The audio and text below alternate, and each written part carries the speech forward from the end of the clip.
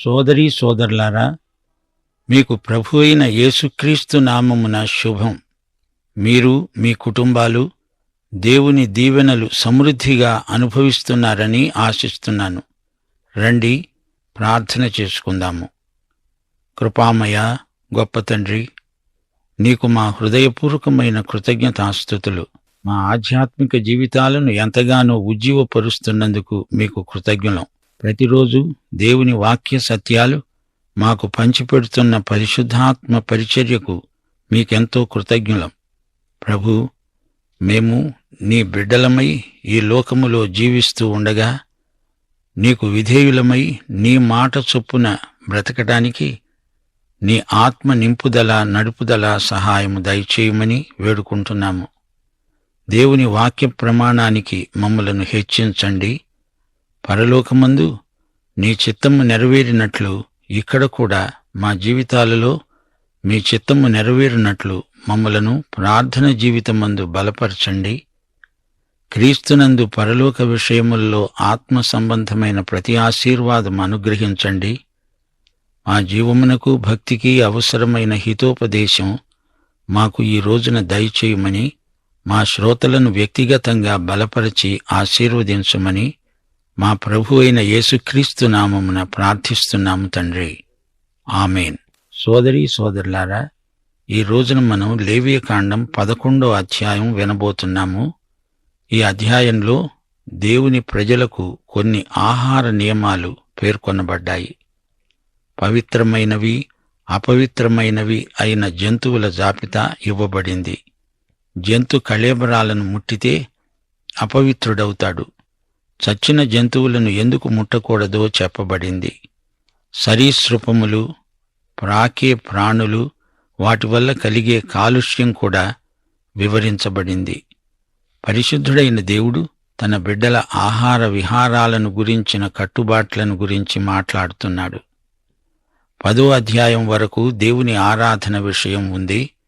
ఇప్పుడు దేవుని బిడ్డల ప్రవర్తన, ఆహార విహారాదుల విషయం వర్ణించబడింది. ఆ మాటకొస్తే దేవుని ప్రజల జీవితంలో అంతా పరిశుద్ధమే.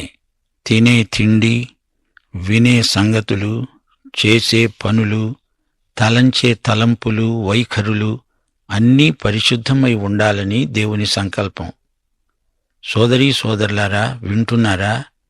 గుడిలో ఆరాధన ఎంత పరిశుద్ధమో గుడి వెలుపల నీ ప్రవర్తన కూడా అంత పరిశుద్ధమై ఉండాలి.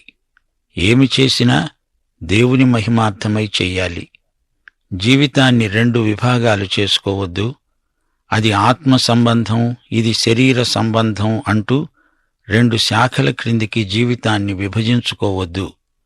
అంతా ఆత్మ సంబంధమే.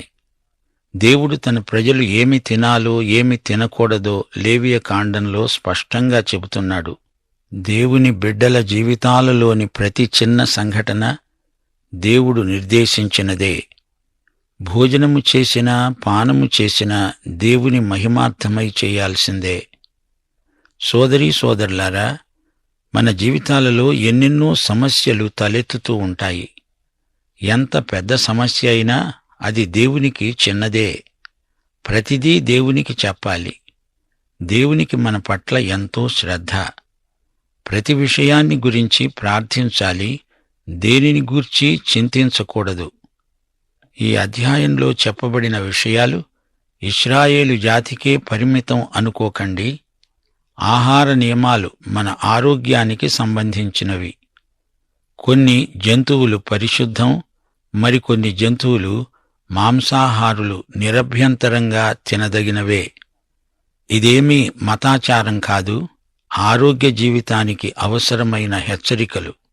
అయినా దేవుని రాజ్యం భోజనము కాదు, పానము కాదు. పరిశుద్ధాత్మానందమే దేవుని రాజ్యం. ఈ అధ్యాయంలో దేవుడు పేర్కొన్న జంతువులు ఆహారానికి కొన్ని మంచివి. మోషే ధర్మశాస్త్రమందు నిషిద్ధమని చెప్పబడిన జంతువులు అనేక రకాల రోగాలకు కారణమైనవి. అట్టి జంతువులు రోగక్రిములకు వాహకములై వాటిని తినేవారికి పలు రకాల రోగాలను కలిగిస్తాయి. జంతువుల నుండి మనుష్యులకు రోగాలు ప్రసరించడం దేవుడు సహించడు. పందుల ద్వారా, టర్కీ పక్షుల ద్వారా, గుర్రాల ద్వారా వచ్చే కొన్ని రోగాలు మరణకరమైనవి. సమస్తానికి దేవుడే సృష్టికర్త. అయితే మానవ సృష్టికి ఒక ప్రత్యేకత ఉంది. చరిత్రలో దేవుడు జరిగించిన కార్యాలు విచిత్రమైనవి. తన బిడ్డల ఆరోగ్యము దేవునికి ఎంతో విలువైనది. మోషేకు ఆహార శాస్త్రం తెలుసా? అదేమో కాని దేవునికి తెలుసు. దేవుడు మోషే ద్వారా రాయించాడు. యూదులు దేవుని నియమాలను పాటించి గొప్ప జాతిగా రూపొందారు. వారికి దీర్ఘాయుష్షు ఉంది. వారి శరీర దారుఢ్యం లోకమంతటా పేరెన్నికగన్నది. యూద జాతి రానురాను దేవుని మాట వెనక ఎంతో నష్టపోయారు. అన్యజాతుల మధ్య యూదులు ప్రత్యేకంగా ఉండాలని దేవుని సంకల్పం. భౌతిక విషయాలలోనే కాదు, ఆధ్యాత్మిక విషయాలలో కూడా దేవుని ప్రజలు తమ ప్రత్యేకతను నిలువబెట్టుకోవాలి. అలాగే క్రైస్తవులు కూడా ఈ నూతన నిబంధన కాలంలో ప్రత్యేకమైన జనం, దేవుని సొత్తైన ప్రజలు. ఈ రోజున క్రైస్తవులు గమనించవలసిన సత్యం ఒకటున్నది. విశ్వాసులు శరీరాన్ని ఆరోగ్యంగా ఉంచుకోవాలి. శరీరాన్ని నిర్లక్ష్యం చేయకూడదు. శరీరం పరిశుద్ధాత్మకు నిలయం. భోజనం విషయంలో పట్టింపులు ఉండకూడదు. ఏదైనా తినవచ్చు లేదా మానేయవచ్చు, కాని ఆరోగ్యకరమైన ఆహారం తినాలి. బలవర్ధకమైన భోజనం మనకు మంచిది. భోజనంలో ప్రత్యేకంగా ఆధ్యాత్మిక విలువలు ఉండకపోవచ్చు గాని ఆరోగ్యం ఆధ్యాత్మికానికి ఎంతో దోహదపడుతుంది. ఆహారం విషయంలో మూఢనమ్మకాలు దేవుని బిడ్డలకు ఉండకూడదు. ఈ విషయంలో చతుస్సూత్రాలు బైబిల్లో ఉన్నాయి. అంటే 4 సూత్రాలు. 1. రోమాపత్రిక 14వ అధ్యాయం 14వ వచనం. సహజముగా ఏదీ నిషిద్ధము కాదని నేను ప్రభువైన యేసునందు ఎరిగి రూఢిగా నమ్ముతున్నాను.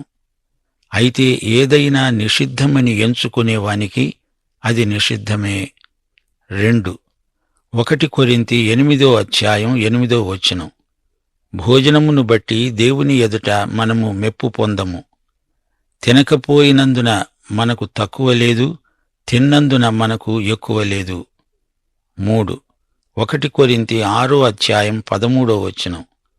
భోజన పదార్థములు కడుపునకు, కడుపు భోజన పదార్థాలకు నియమింపబడి ఉన్నాయి. దేవుడు దానిని వాటిని నాశనము చేస్తాడు. 4. 1 కొరింథీ 10వ అధ్యాయం 31వ వచనం.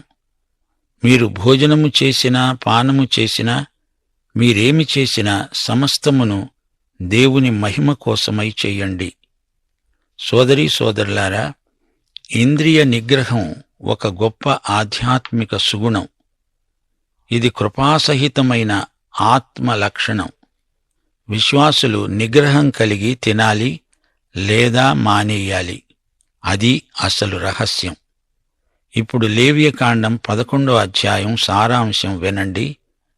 యెహోవా మోషే అహరోనులకు ఇచ్చిన ఆజ్ఞ. దీనిని ఇశ్రాయేలీయులందరూ పాటించాలి.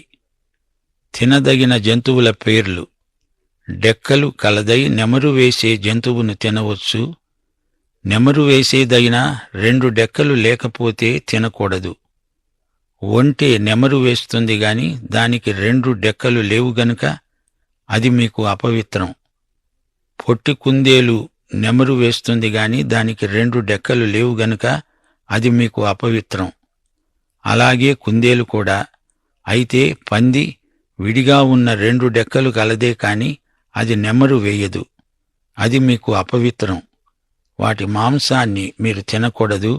వాటి కళేబరాన్ని మీరు ముట్టకూడదు. అవి మీకు అపవిత్రమైనవి. సోదరీ సోదరులారా, ఏవి మంచివి ఏవి చెడ్డవి అనే వేర్పాటు దేవుడు చేసిందే. వెలుగుకు చీకటికి వ్యత్యాసం దేవుడు సృజించిందే. మానవుడు మంచిని ప్రేమించాలి, చెడుగును ద్వేషించాలి. ఈ రోజున మనుష్యులు యుక్తాయుక్త విచక్షణ కోల్పోతున్నారు. దీనికి ఒక్కటే పరిష్కారం. మన మనస్సాక్షి క్రీస్తు రక్తము చేత కడుగబడినప్పుడే వివేచనాత్మ మనలో మేల్కొంటుంది.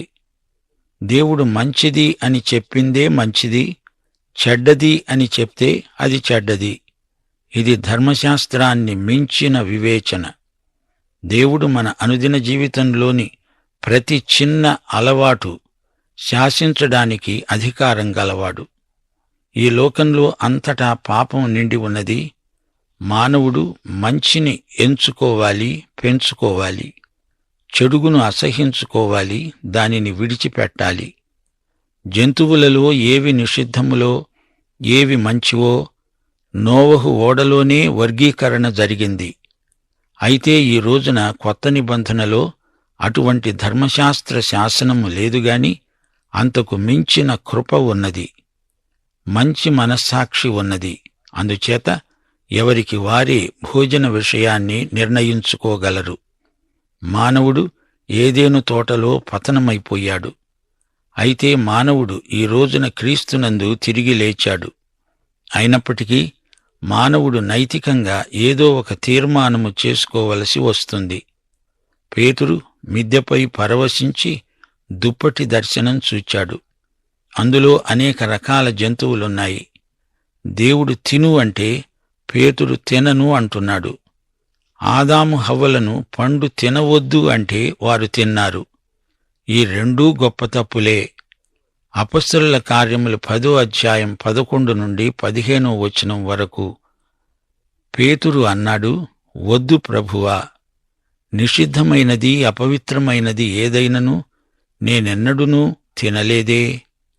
కాని దేవుడన్నాడు, నేను పవిత్రము చేసిన వాటిని నీవు నిషిద్ధమైన వాటినిగా ఎంచవద్దు. దేవుడు శాసనం చేస్తాడు, మానవుడు దానిని పాటించాలి. వద్దు అని చెప్పకూడదు. ద్వితీయోపదేశకాండంలో కూడా జంతువుల జాబితా ఉన్నది. లేవియ కాండంలో ఏవి తినకూడదో చెప్పబడింది. ద్వితీయోపదేశకాండంలో ఏవి తినవచ్చో చెప్పబడింది. సముద్రములో, నదులలో, నీళ్లలో వేటికి రెక్కలు పొలుసులు ఉన్నాయో వాటిని తినవచ్చు. వేటికి రెక్కలు పొలుసులు ఉండవో అవన్నీ మీకు హేయమైనవి. వాటి మాంసము తినకూడదు. వాటి కళేబరములను హేయమైనవిగా ఎంచుకోవాలి. దేవుడే సకల ప్రాణులను సృజించాడు. అయితే ఇందులో ఒక విశేషం ఉంది. జంతువులలో కొన్ని మంచివి, కొన్ని మంచివి కావు అని దేవుడన్నప్పుడు మానవుని వినియోగం దృష్ట్యా దేవుడు ఆ మాట అన్నాడే కాని జంతువులను పాపులని, పరిశుద్ధులని దేవుడు అనడు. ఉదాహరణ చెప్తాను. సింహము అపవిత్ర మృగమే. అయినా సింహము యేసు ప్రభువుకు సంకేతం. యేసుక్రీస్తు యూదాగోత్రపు సింహం. సింహం యూదాగోత్రానికి జాతీయ సంకేతం. ఒక జంతువును ఒక మాంసాహారి తింటాడనుకోండి, అంత మాత్రాన ఆ జంతువు యొక్క స్వభావం ఆ మనిషికి వస్తుందనడం హాస్యాస్పదం. కోడిని తింటే కోడి స్వభావం వస్తుందా? మేకను తింటే మేక స్వభావం వస్తుందా? ఇలాంటి మూఢనమ్మకాలు అర్ధరహితమైనవి. కొందరు శాకాహారులంటారు, మాంసాహారము చేత మనుష్యులు క్రూరులవుతారు అని. ఇది అబద్ధం. మనకు తెలుసు, శాకాహారుల్లో కొందరు నీచులు, దుర్మార్గులు ఉండవచ్చు. మాంసాహారులలో మంచివారు ఉండవచ్చు. కూటి కుండను బట్టి మనుష్యులకు తీర్పు తీర్చడం అమానుషం, అనాధ్యాత్మికం.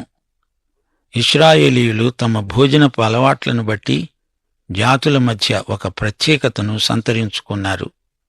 భోజన విషయంలో మంచి తీర్మానాలు చేసుకోవడం సజ్జనుల లక్షణం. మాంసాహారమా, శాకాహారమా అనే వివాదం అనవసరం. ఈ రెండు రకాల ఆహారాల్లో మనకు ఎన్నో వస్తుపాఠాలు లభిస్తాయి. ఉదాహరణకు, ఆవు నెమరు వేస్తుంది అంటే విశ్వాసి దేవుని వాక్యాన్ని ధ్యానించడానికి అది దృష్టాంతం. 1 కీర్తన 2వ వచనంలో దావీదు మహారాజు అన్నాడు, యెహోవా ధర్మశాస్త్రమునందు ఆనందిస్తూ దివారాత్రము దానిని ధ్యానించేవాడు ధన్యుడు. అనగా దేవుని వాక్యమును నెమరు వేసేవాడు ధన్యుడు. అలాగే గిట్టలు చీలి ఉండడం అనే జంతుస్థితి విశ్వాసి యొక్క ప్రత్యేకతను చూపుతుంది. ఎఫెసీ పత్రిక 4:1-2 మీరు సమాధానమను బంధము చేత ఆత్మ కలిగించే ఐక్యమును కాపాడుకొనుటయందు శ్రద్ధ కలిగిన వారై ప్రేమతో ఒకనినొకడు సహిస్తూ మీరు పిలువబడిన పిలుపునకు తగినట్లుగా దీర్ఘశాంతముతో కూడిన సంపూర్ణ వినయముతో సాత్వికముతో నడుచుకోవాలి. ఎఫెసీ పత్రిక 5:2-15 క్రీస్తు మిమ్మును ప్రేమించి పరిమళవాసనగా ఉండడానికి మన కోసం తనను తాను దేవునికి అర్పణముగా బలిగా అర్పించుకున్నాడు. అలాగే మీరు ప్రేమ గలిగి నడుచుకోండి. దినములు చెడ్డవి గనుక మీరు సమయమును పోనీయక సద్వినియోగము చేసుకుంటూ జ్ఞానుల వలె నడుచుకోవాలి. దేవుని వాక్యాన్ని నెమరు వెయ్యాలి, జ్ఞానులై నడుచుకోవాలి. 2 తిమోతి 3:14-15 క్రీస్తు యేసునందు ఉంచవలసిన విశ్వాసము ద్వారా రక్షణార్థమైన జ్ఞానము నీకు కలిగించుటకు శక్తిగల పరిశుద్ధ లేఖనములు బాల్యము నుండి నీవు ఎరుగుదువు గనుక నీవు నేర్చుకొని రూఢి అని తెలుసుకొన్నవి ఎవరి వలన నేర్చుకున్నావో ఆ సంగతి తెలుసుకుని వాటియందు నిలకడగా ఉండు.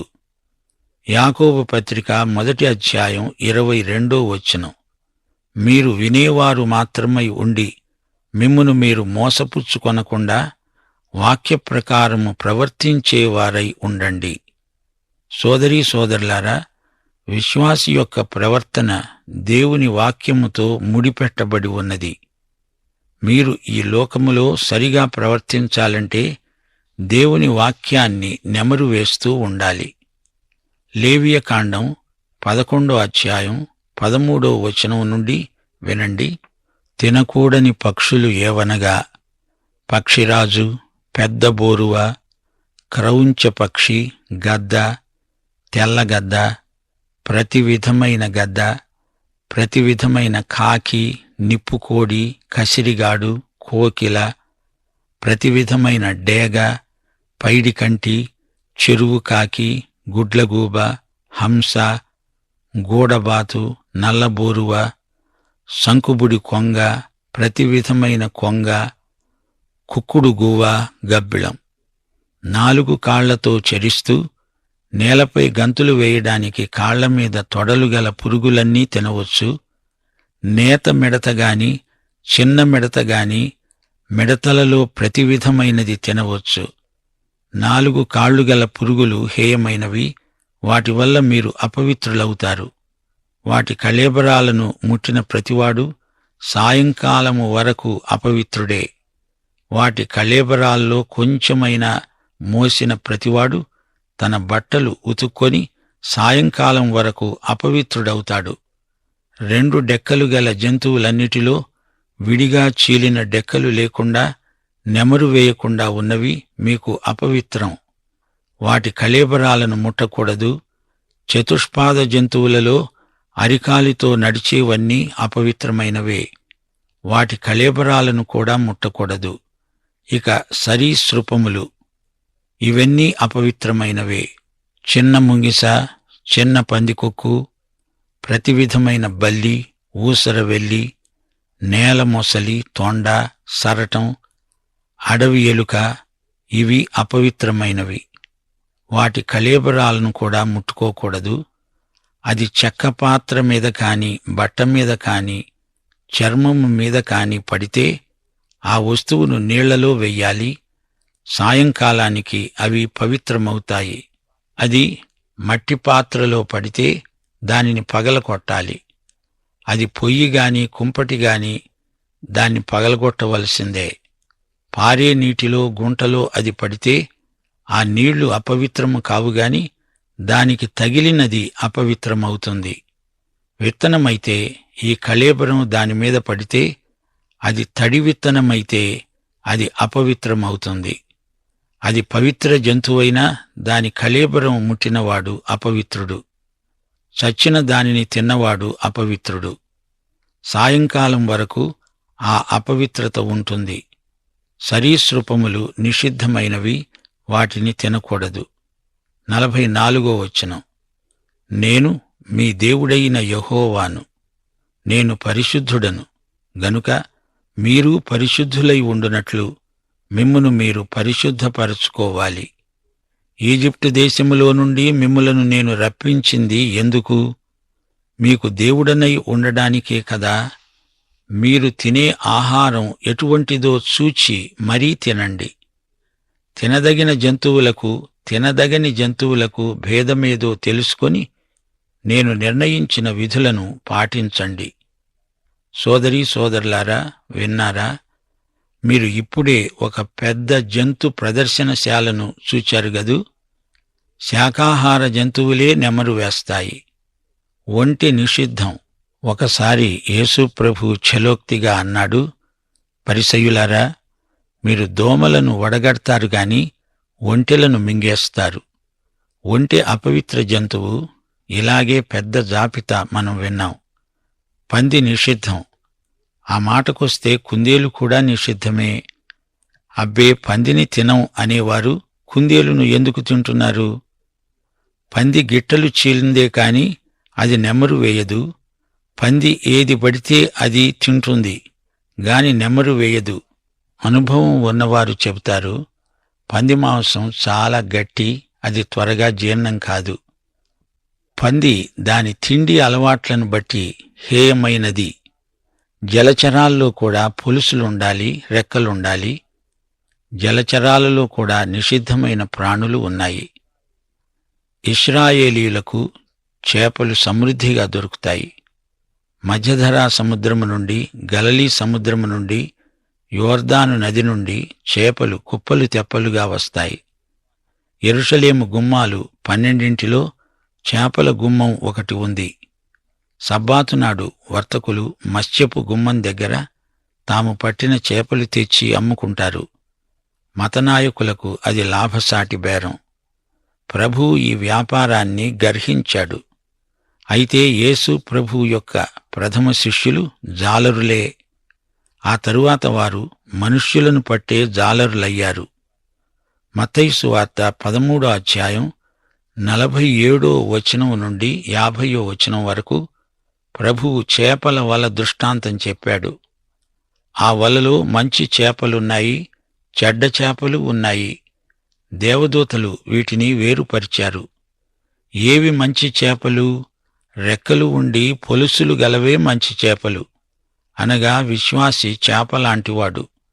పరిశుద్ధాత్మ అతనికి రెక్కలు, పొలుసు. పరిశుద్ధాత్మ విశ్వాసిని నడిపిస్తాడు, నీతి వస్త్రాలతో అలంకరిస్తాడు. పక్షులలో చాలా వరకు అన్నీ నిషిద్ధమే. గద్దలు, డేగలు, రాంబందులు, కాకులు, గుడ్లగూబలు, హంసలు మొదలైన పక్షులు ఎన్నెన్నో. ఈ రోజుల్లో చాలామంది ఈ పక్షులన్నిటినీ తింటున్నారు. అయినా చూచి తినడం మంచిది. మీకొక రహస్యం చెప్తాను. ఇది ఏలీయా అనుభవం. కాకులు ఏలీయాకు ఆహారం మోసుకొని తెచ్చిపెట్టేవి. కాకి మురికి పక్షి. అయితే ఏలీయా కాకులను తినలేదు, కాకులు తెచ్చిన ఆహారం తిన్నాడు. ఒకవేళ ఆహారాన్ని మధ్యలోనే కాకులు తినివేసి ఉంటే అప్పుడైనా ఏలీయా కాకులను తిని ఉండేవాడు కాదు. ఎందుకంటే ధర్మశాస్త్ర రీత్యా అది నిషిద్ధం. ఇక మిడతల సంగతి. మిడతలు అనేక రకాలు. నిషిద్ధమైన మిడతలు గొల్లభామ లాంటివి. బాప్తిస్మకుడైన యోహాను మిడతలు తిన్నాడు, అడవి తేనె కూడా తిన్నాడు. అంటే మిడతలు తినేవారికి అడవి తేనె అనుపానం. మరో మాట, జంతు కళేబరాలను కూడా ముట్టకూడదు. పరిశుభ్రత మురికిలాగా అంత త్వరితంగా ప్రసారం కాదు.